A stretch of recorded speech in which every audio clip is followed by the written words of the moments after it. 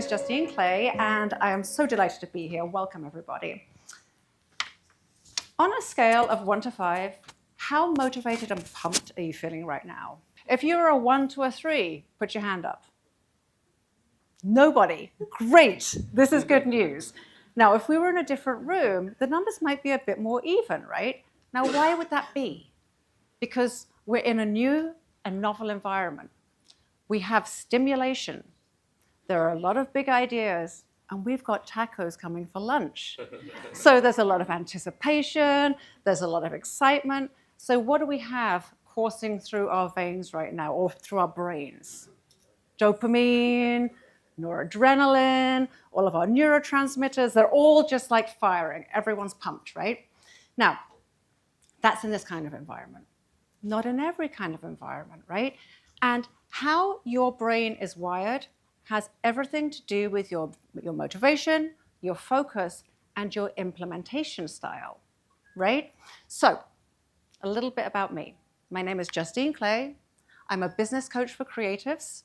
I am a certified ADHD coach. I'm a Virgo rising, and I'm neurotypical.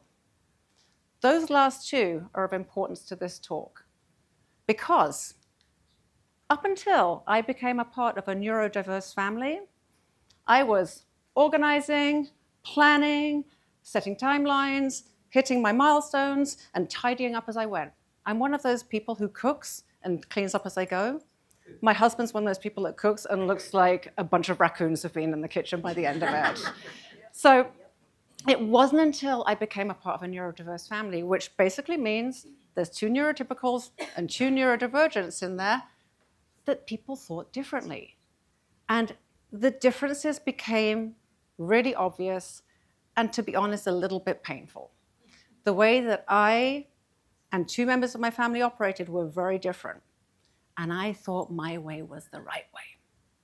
And so being a mom, I want the best for my kids. Being a spouse, I want to have a good relationship. This was not working. I could not muscle or organize or try to get everyone on board and have everyone still living in the same house happily. And so I started to do a little bit of investigation for those reasons, but also because my kid, I could see he was struggling in school. I could see he needed different support. So I started to learn more about neurodivergence. And here are just some of the things I learned.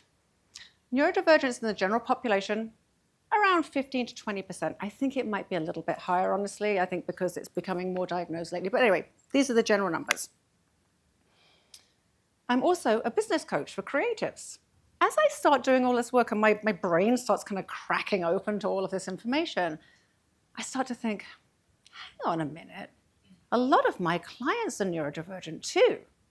So I went back and I looked across like all of the clients that I've ever worked with over 10 years, and I would say fully a third of them had told me they were neurodivergent. And so I started looking into those numbers. Neurodivergence in entrepreneurship, more like 40 to 55%. Why do we think that is? Right. Boredom, cubicles, being told what to do, kryptonite to a neurodivergent brain. Like the will to live is just drained out of one, right? So what do folks who have brilliant ideas and brilliant minds do? They say, screw this, sorry, I'm going to leave and I'm going to go and build my own thing so I can have the vehicle to get my ideas out into the world. It's the only way it can happen. So these folks were going out into the world and they were creating and ideating and doing all of the things, but then they realized, oh, hang on, running a business, that also needs lots of organization and management and administration stuff, and it's just me doing all of the things where I come in, okay? So I was coaching folks and I was coaching a range of folks. But I'm a neurotypical person, and the more I was learning is neurotypical people created a world for neurotypical people to live in. If you're a neurodivergent person living in a neurotypical world, you got a whole bunch more challenges just in the day-to-day.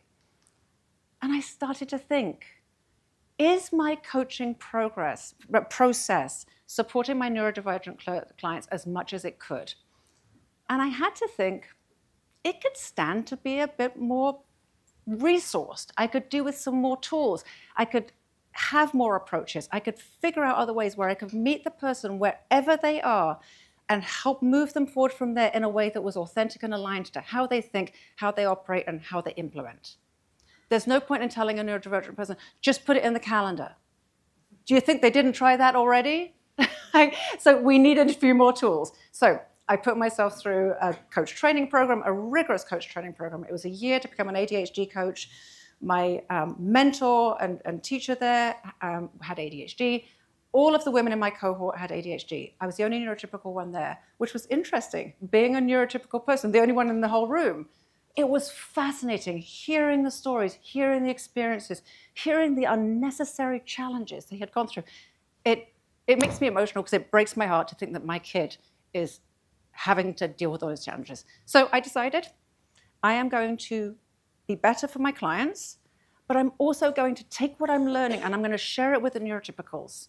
Because if you are the manager, if you are the leader, if you are working with folks who are neurodivergent, it's on you to help them too. It's not just on the neurodivergent person to just like be better and figure out how to remember stuff, right? So I love this quote, and I know this isn't good form to read from slides, but I have to do this a little bit today.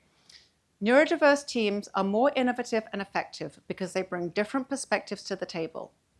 The inclusion of neurodivergent individuals leads to richer idea generation and more creative problem solving. By creating environments where diverse minds can thrive, we not only foster inclusivity, but also drive success and innovation within our organizations. Sounds great, right? How do we make this happen? Because I say, it's going to take both folks, right, to figure this out. So the ABCs of the talk today, acknowledging our differences, building awareness, and co-creation and collaboration. We are different. That's good. We don't need to deny the difference, but we need to have awareness and we have to communicate and collaborate better. So I've got 3 learnings that I have picked up along the way, and I'm always learning, so there's plenty more to come. Terms and traits. I was listening to a Harvard psychologist talking about ADHD on a podcast, and even he mixed up the terms. People mix up these terms all the time. It's like, words matter. We have to get our terminology right. There's only 3 that we need to really remember. So this is going to be pretty easy, everybody, okay? Neurotypical, sometimes referred to as NT. Having a style of neurocognitive functioning that falls within now this is important, the dominant societal standards of normal. It's just a societal standard. It's a construct, okay? Neurotypical is the opposite of neurodivergent. All right? So I am neurotypical. Not better, not worse, just that's what I am. Neurodivergent. Having a mind that functions in ways that diverge significantly from the dominant societal standards of normal. Forms of neurodivergence include autism, ADHD, dyslexia, epilepsy, and traumatic brain injury. Not an exhaustive list. A person may be multiply divergent, meaning they can have more than one. They often coexist. Neurodiverse. That's a group of people where multiple neurocognitive styles are represented. This room is a neurodiverse room. A person cannot be diverse. They just can't. A correct term is a neurodivergent individual. I think people say neurodiverse because they think it sounds like less rude, right? Like people don't want to say to someone that they're autistic. Autistic people don't mind being called autistic. That's the name, right? So neurodivergent is the correct term. Neurodiverse is when there is a blend. I am a neurotypical person in a neurodiverse family. And even I make mistakes, because I made a mistake in one of my slides. I got it wrong there as well. So it's okay. There's nothing wrong with it. And there are 3 terms that if you knew these 3 terms, they are going to help you understand your peers much better. Executive function. Again, I'm going to read from these slides.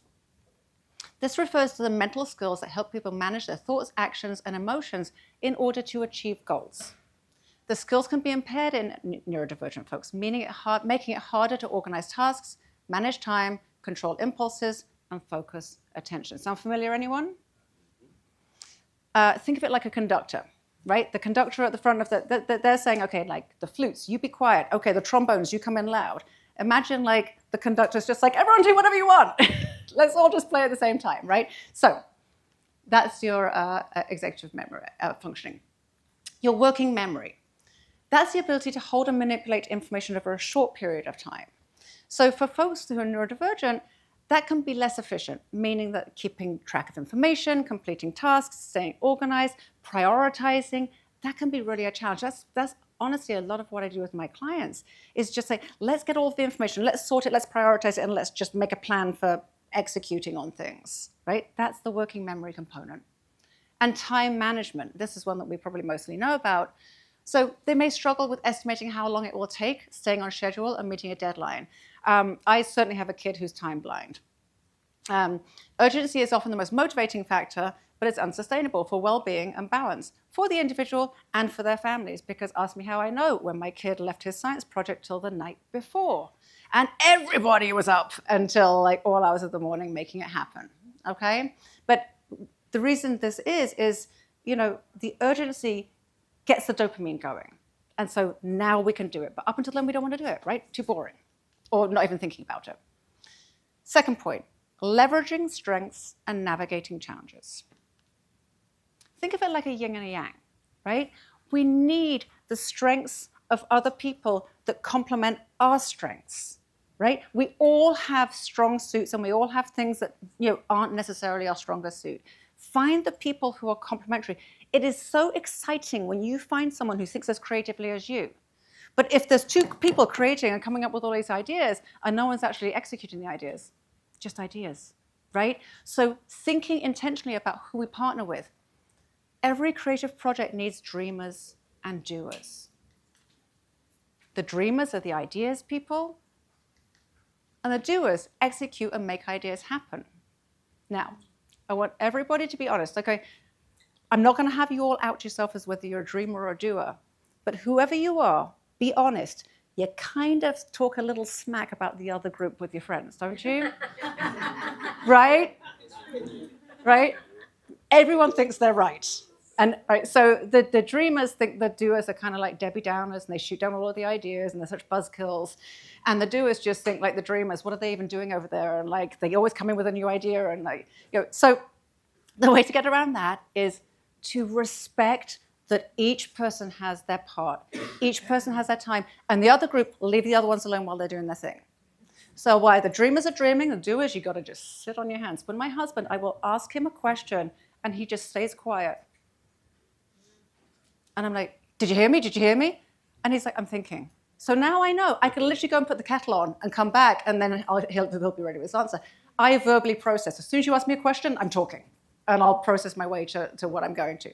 So respect their process, okay? And you know, when dreamers, you hand it off to the doers, don't go up to them and say, what if we just, when they started doing it, let them do their thing, okay?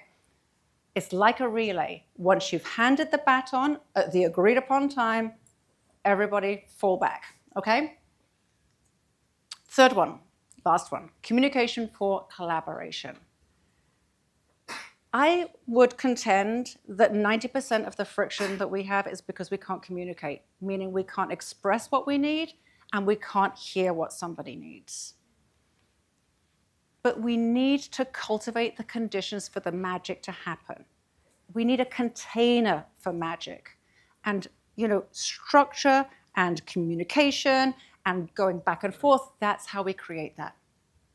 It's basically what you need to be your most efficient, happy self. And we all need different things for that. So let's get tactical, because I'm a Pisces with a Virgo rising. I like to get conceptual, and then I like to get tactical. What information is helpful for you to know and to share? Because again, we're going both ways. We're not putting it on the neurodivergent folks to have to go and disclose themselves to everybody everywhere they go. That doesn't create a safe environment for them. If you're a manager or a leader, ask better questions. What do you need to thrive? How can I support you?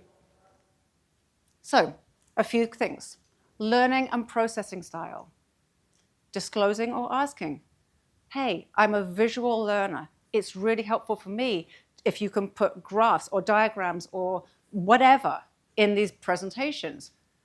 I'm not a good auditory learner. I learn by doing, kinesthetic. I like to read and write, so I need to go away and I need to read something and I process and I write it down and then I can remember it. Social, I learn best with others. You probably don't have one style, maybe you've got a couple, but you'll have a couple of ways that you lean, most likely. What does support look like for you? Is it clear project briefs, milestones, deadlines? Some people really like someone to just like tell them the information very straight. Don't skirt around the issue. I can't hear the information if you don't give it to me straight. Or some people maybe need a bit more of a softer approach because they're very highly sensitive, right? There's something called rejection sensitivity dysphoria, which is a part of ADHD. So you have to treat people gently if that's something that they struggle with. Do you need your information visually represented, especially timelines? For a lot of folks, if they can't see the timeline drawn on a wall, it doesn't exist. Do you need clear instructions and feedback? Do this and give me it by then. What questions do you have? Do you need frequent check-ins? How are you doing? What do you need? Is there something I can help you with? Where are we stuck? Do you need a creative partner? Maybe it's that yin-yang thing, right? And accommodations. Do you need deep work and time to do nothing? A lot of neurotypical folks, like with my husband, it's like the thinking is all happening and it looks like no one's home, right? It looks like someone's just like sitting there looking out of the window. They're not. They're coming up with like the next, spaceship or electric car or whatever. I won't reference his name. Flexible hours and breaks. Hyperfocus is great, people. It's great for everybody. It's great if that person's working for you. It's great if you're the person. If you want a 6-hour stretch, don't interrupt the person and make them go to a meeting. Don't make them go and have that. Let them figure out when they want to work. And the ability to manage stimulation, their environment. What about noise? What about light? What about people interrupting you? What about people in your space? What do you need? If we take nothing away from this, it's just this one thing. It goes both ways. A neurotypical person is more likely to be in that managerial role. You've got to ask better questions. For the person who's potentially the creative or whatever it is that you do, you need to say, this is what I need. It has to be a conversation. And cultivating the conditions to thrive is all our work.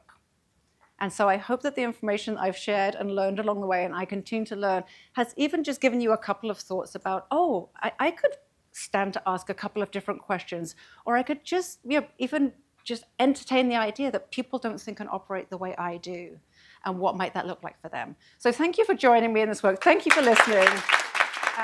You're awesome.